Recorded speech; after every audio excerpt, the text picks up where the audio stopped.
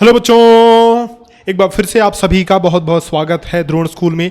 Daily doubt की series हम लोग चला रहे हैं जो कि नवोदय विद्यालय सैनिक स्कूल या फिर RIMC RMS जिस भी स्कूल की आप तैयारी कर रहे हैं, इन सभी स्कूल के एंट्रेंस एग्जाम के लिए आप सभी के लिए बहुत बहुत इंपॉर्टेंट सीरीज है। इन सभी में मैथमेटिक्स का पोर्शन आता है एंड मैथमेटिक्स का पोर्शन इतना इंपॉर्टेंट है कि इसके बिना आपका एग्जाम निकल ही नहीं सकता। इसीलिए हम लोग डेली ये सीरीज चला रहे हैं, डेली डाउट सीरीज, जिसमें आप अपने क्वेश्चन पूछ सकते हैं टेलीग्राम ग्रुप ज्वाइन करके।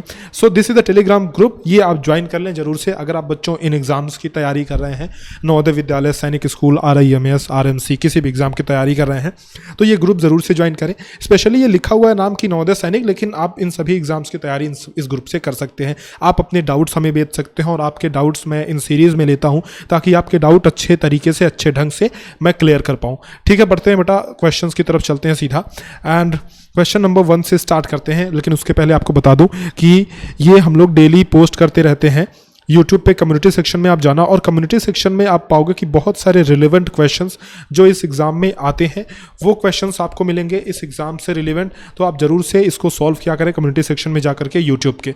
ठीक है, स्टार्ट करते हैं क्वेश्चन नंबर 1 से।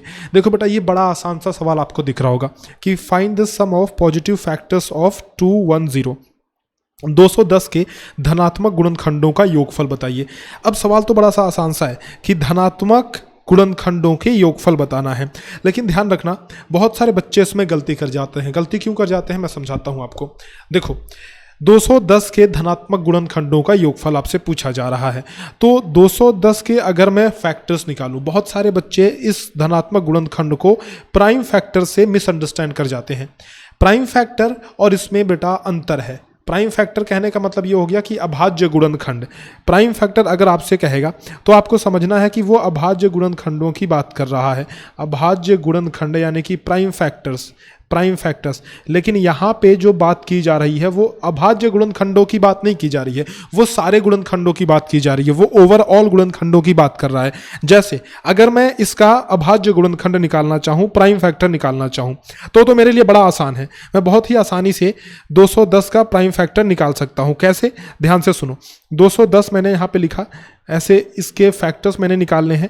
2 से भाग दिया 105 आ गया, फिर 2 से भाग दिया, बट 2 से तो कटेगा नहीं, तो 2 से नहीं कटेगा, 3 से भाग दिया, 3 3 9, 3 5 15, 5 से भाग दिया, 5 7 35, फिर 7 से भाग दिया, ये खत्म हो गया। ठीक है, यहाँ से आप देखो कि जो हमारे प्राइम फैक्टर्स आ रहे हैं, प्राइम फैक्टर्स यानी कि अभाज्य गुणनखंड, वो हमारे कुछ अलग ही आ रहे हैं। अभाज्य जो गुणनखंड आ रहे हैं, अभाज्य गुणनखंड वो आ रहे हैं 2 3 5 और 7। यहां से देखो बेटा, ये चीज 2 3 5 और 7 ये हमारी प्राइम फैक्टर्स हैं। ठीक है, लेकिन अगर हम इनको जोड़ेंगे तो हमारा आंसर नहीं मिलेगा। देखो, अगर इनको हम जोड़ते हैं तो 2 + 3 + 5 एंड +7 ये मिलाकर के होंगे 3 2 5 5 10 7 17, और जो कि हमारा आंसर नहीं है, जो कि रॉन्ग है, जो कि गलत है। ठीक है, इसीलिए ये मैंने क्वेश्चन लिया है, वेरी वेरी इंपॉर्टेंट क्वेश्चन बेटा। आपको क्या करना है, सभी पॉजिटिव फैक्टर्स के समीशन लिखना है, योगफल लिखना है। तो फैक्टर्स क्या होते हैं सबसे पहले ये समझो। 2-3 तरह के फैक्टर्स मैंने आपको सब बता रखे हैं, जितने भी तरह के फैक्टर्स होते हैं मैंने सब बता रखे हैं बेटा। सबसे पहली चीज तो अभी हमने देखा कि सबसे पहली चीज होती है प्राइम फैक्टर। सबसे पहला चीज होता है प्राइम फैक्टर यानी कि अभाज्य गुणनखंड, जिसको सिंपली हम लोग किस तरीके से निकाल सकते हैं, ऐसे हम लोग सिंपली निकाल सकते हैं। लेकिन अगर आपसे सिर्फ और सिर्फ फैक्टर की बात करें तो ध्यान रखना, वो सभी नंबर्स जिनका इस 210 में डिवीजन हो जाएगा वो सभी नंबर्स इसके फैक्टर हैं। जैसे फॉर एग्जांपल, अगर मान लो कि मैं एक नंबर लेता हूं 9, मैं एक नंबर लेता हूं, ठीक है, या फिर एक काम करते हैं 2 दूनी 4 3, मैं एक 12 नंबर लेता हूं, 12 मैंने एक नंबर लिया। इसका मैं अगर फैक्टर निकालता हूं, प्राइम फैक्टर, तो 2 से भाग दूं 2 6 के 12, फिर 2 से भाग दूं 2 3 6 और फिर 3 से भाग दिया तो ये खत्म हो गया।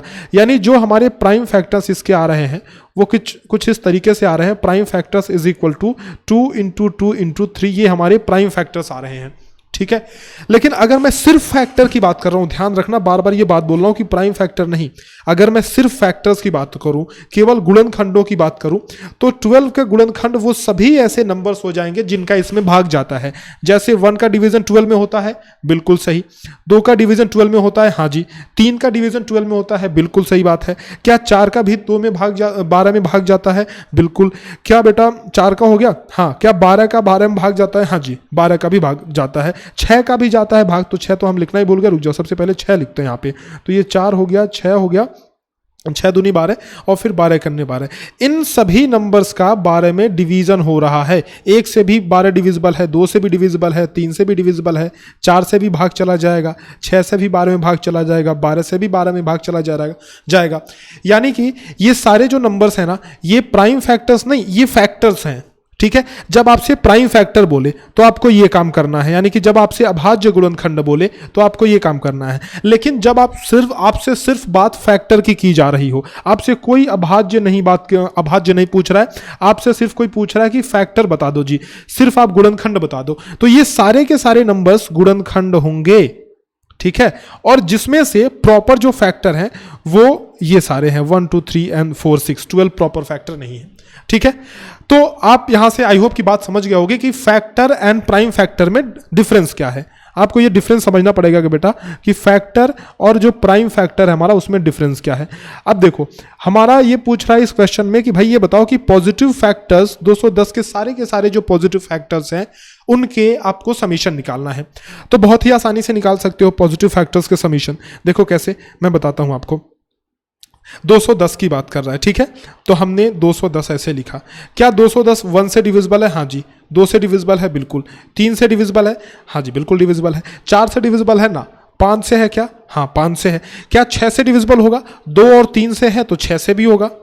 ठीक है, 6 से आगे अगर हम बढ़े तो 12 से भी डिविजिबल, 12 से होगा क्या? नहीं, 12 से नहीं होगा। 6 12 से बिल्कुल ये डिविजिबल नहीं होगा।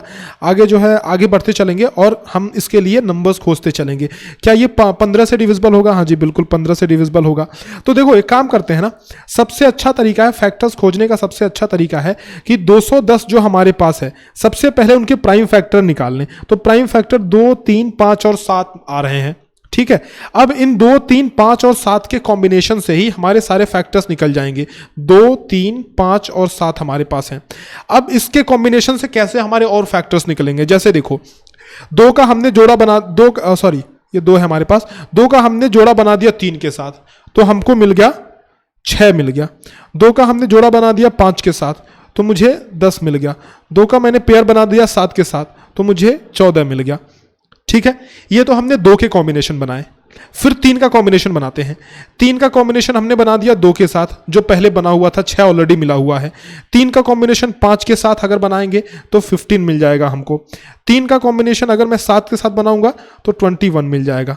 ठीक है, अब 5 का कॉम्बिनेशन बनाते हैं। तो 5 का कॉम्बिनेशन 7 के साथ बन सकता है, बाकी पहले बन चुका है, तो 5 7 मुझे 35 मिल गया।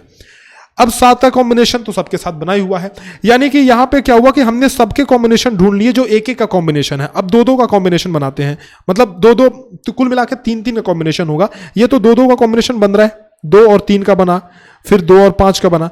अब हम करते हैं कि 3 संख्याओं को एक साथ लेते हैं, 2 3 5 और 7। थोड़ा सा लंबा प्रोसेस हो रहा है लेकिन आप समझ जाओगे बेटा लास्ट में। जैसे देखो, 2 का हमने 3 से भी गुणा किया और 5 से भी गुणा किया, तो 3 5 को एक साथ लिया, 5 और 5 के 15 दूना 30, तो हमारा एक फैक्टर मिल गया 30। ठीक है, अब 5 और 7 को एक साथ लो, 5 7 35 और दूना 70, दूसरा फैक्टर मिल गया 70। ठीक है, तो इस तरीके से हमने 2 के कॉम्बिनेशन के साथ 3 का जोड़ा बना लिया। फिर जो है 3 का इन दोनों कॉम्बिनेशन के साथ 5 दूना 10 और 3 30, तो 30 तो हो ही चुका है हमारा। फिर 5 का जो है 3 का इन दोनों के साथ हो गया, 3 का इन दोनों के साथ करो, 7 दूना 14 42 भी हो गया हमारा। इस तरीके से हमें एक एक करके सारे फैक्टर्स फाइंड आउट करते जाने हैं। ठीक है, अगर मैं 7 की बात फिर उसके बाद से आगे के फैक्टर्स मैं फाइंड करूं तो आगे के फैक्टर जैसे 7 के साथ और दोनों का मैं जोड़ा बनाना चाहूं तो मैं बना सकता हूं बिल्कुल आसानी से। तो 5 3 15 7 105 हो गया, 105 भी इसका फैक्टर हो गया। तो इस तरीके से हम लोग आगे बढ़ते जाएंगे और सारे फैक्टर्स हम लोग निकाल लेंगे। सारे फैक्टर्स निकालने के बाद सबको एक साथ जोड़ देंगे और हमारा आंसर इनमें से सेलेक्ट कर लेंगे हम लोग। बात समझ में आ रही है? कुल मिला के बात ये ना बेटा, इसमें से कॉम्बिनेशन आपको बनाते जाना है। जितने कॉम्बिनेशन बने सबका कॉम्बिनेशन बना लेना है, जितने फैक्टर्स निकल रहे हैं वो हमारा सही आंसर आगे आ जाएगा। देखो इस तरह से अगर ज़्यादा टाइम आपको लग रहा है तो डायरेक्टली आप सिंपल मेथड इससे जाओ, 210 का चेक करते जाओ आगे के किससे किससे भाग जा रहा है। लेकिन अब सभी से तो आप चेक नहीं कर सकते हैं, है ना। जैसे कि जो आगे प्राइम कोई नंबर मिले तो उससे चेक कर लो, और प्राइम के जो कॉम्बिनेशन मिले उससे चेक कर लो। तो चेक करते करते ऐसे जाओ, मुझे ये कमेंट सेक्शन में लिख करके आप सभी आंसर देंगे। अच्छा सवाल है बेटा, इसीलिए मैं लेके आऊँ, कॉन्सेप्ट मैंने समझाया, आंसर आप सभी को देना है। ठीक है, कमेंट सेक्शन में लिखो और आप सभी इस चीज़ का आंसर देंगे। बाकी बढ़ते हैं हम लोग नेक्स्ट क्वेश्चन पे बेटा। अगला क्वेश्चन देखो ये रहा, इसको सरल करना है। ये कंटिन्यूड फ्रैक्शन है, आपको ये बात पता है बेटा, ये है कंटिन्यूड फ्रैक्शन, ठीक है, यानी ये है वितत भिन्न, वितत भिन्न, ठीक है, ये वितत भिन्न है। वितत भिन्न को सॉल्व करने का हमने एक तरीका आपको बताया था। क्या तरीका बताया था कि इन सभी को, नीचे वाले को सबसे पहले सॉल्व करना है, उसके बाद ऊपर की तरफ बढ़ना है। तो नीचे वाले 3 + 1/2 को अगर हम लोग सॉल्व करेंगे तो 3 + 1/2 क्या होगा बेटा, 3 + 1/2, 2×3 6, यानी कि 6 + 1/2, यानी ये हो गया 7/2। यानी मैं कह सकता हूँ कि ये नीचे ये मुझे मिल गया 7/2, इसकी वैल्यू मिल गई। अब मैं इसको लिख सकता हूँ 1 + 1 नीचे जो है वो हमारा है 7/2, ठीक है, तो 7/2 मैंने इधर लिख दिया ऐसे। ये चीज़ ऊपर जाके पलट जाएगी, यानी कि आगे मैं इसको लिखूँ तो 1 + 1 × 2/7 ये हो जाएगा। यहाँ पे देखो 1 में 7/2 का डिवीजन हो रहा है, तो ऊपर जाकर के ये चीज़ पलट जाएगी 1 × 2/7, यानी कि ये हो जाएगा 1 + 2/7, 7 × 7 + 2 9/7 हमारा आंसर आ गया। आसान सा सवाल है। तो ये कंटिन्यूड फ्रैक्शन को सॉल्व करने का जो तरीका है वो ये है कि हम ऊपर की तरफ बढ़ते जाते हैं, नीचे से सॉल्व करते हैं, ऊपर की तरफ बढ़ते जाते हैं। ऐसे ही सवाल मैं डेली लेकर के आ रहा हूँ बेटा, तो आप सभी इस चैनल से जरूर से जुड़े रहें। और अगर आप नवोदय विद्यालय की तैयारी करना चाहते हैं या फिर सैनिक स्कूल की तैयारी करना चाहते हैं तो हमारे द्वारा ऑनलाइन बैचेस चलाए जा रहे हैं। ये अर्जुन बैच जो हमारा है नवोदय विद्यालय की तैयारी के लिए 2023 की तैयारी के लिए, जो कि 29 अप्रैल को होने वाला है, ठीक है। और ये वाला जो हमारा नवोदय अल्फा बैच है ये 2024 की तैयारी करवाता है। साथ ही साथ ये जो सैनिक अल्फा बैच है ये 2024 सैनिक स्कूल की तैयारी करवा रहा है। तो अगर आप 2024 के लिए प्लान कर रहे हैं तो ये बैच ज्वाइन कर सकते हैं। द्रोण स्कूल का ऑनलाइन बैच चल रहा है। द्रोण स्कूल का ऐप डाउनलोड करें। ऐप डाउनलोड करने के बाद आप वहाँ पे देख सकते हैं, सारी चीज़ें ये मिलेंगी आपको, video lectures, chapter test, exercise question. Telegram group आपको डेडिकेटेड मिलेगा जिसमें आप अपने डाउट अपने दोस्तों से पूछ सकते हैं, डिस्कशन कर सकते हैं। अच्छे डाउट्स को मैं लाइव शाम को लेता हूं, तो ये सारी फीचर्स इस बैच में अवेलेबल हैं। आप इस नंबर पे कॉल या व्हाट्सअप करके हमसे इस बारे में जानकारी ले सकते हैं 6260388361। बाकी 29 अप्रैल का जो नवोदय का पेपर हो रहा है उसके लिए मॉक टेस्ट है, इसको जरूर से अटेम्प्ट करें। और ये मॉडल पेपर की सीरीज़ हमारी है जो कि 50 मॉडल पेपर की सीरीज़ विद वीडियो सोल्यूशन है, तो आप इसको जरूर से इनरोल करें, इससे आपका बहुत ही फायदा होने वाला है। चलो आपसे मिलते हैं नेक्स्ट सेशन में, तब तक के लिए अलविदा, धन्यवाद।